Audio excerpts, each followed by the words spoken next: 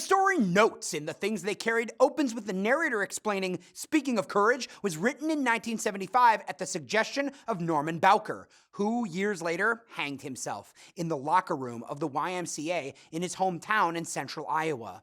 In the spring of 1975, Norman sends the narrator a long, disjointed letter. He hasn't found a meaningful use for his life in peacetime. He runs through part-time jobs and tries to attend junior college, but finds it pointless. Norman feels almost like I got killed in Nam, as if he sank down into the sewage with Kiowa. He even seems to feel guilty about feeling guilty.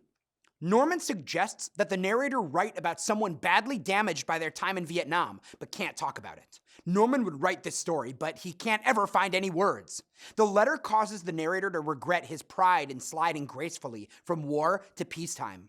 He uses Norman's idea in the novel he's working on, but leaves out Kiowa's death because it doesn't fit the plot. But the narrator also says the story frightened him, so he erases its flaws from his memory, sanitizing it as he turns it into a short story, which Norman dislikes.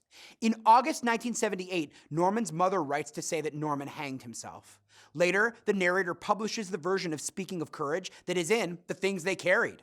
It is hard stuff to write and forces the narrator to confess that he was the soldier who experienced the failure of nerve in that disgusting field. Even in the reflective sections of The Things They Carried, the narrator and the author are not the same person. How much of Norman's letter is fictional? It's unclear. Norman's letter causes the narrator to realize the important function stories serve in his transition back to civilian life. Without writing, the narrator might have been trapped in a swirl of memories that would have caused paralysis or worse, as they did for Norman. The soldier's simple need to talk finds its outlet in his writing. Norman's post-war life and eventual suicide demonstrate the life and death importance of soldiers finding a way to tell their stories.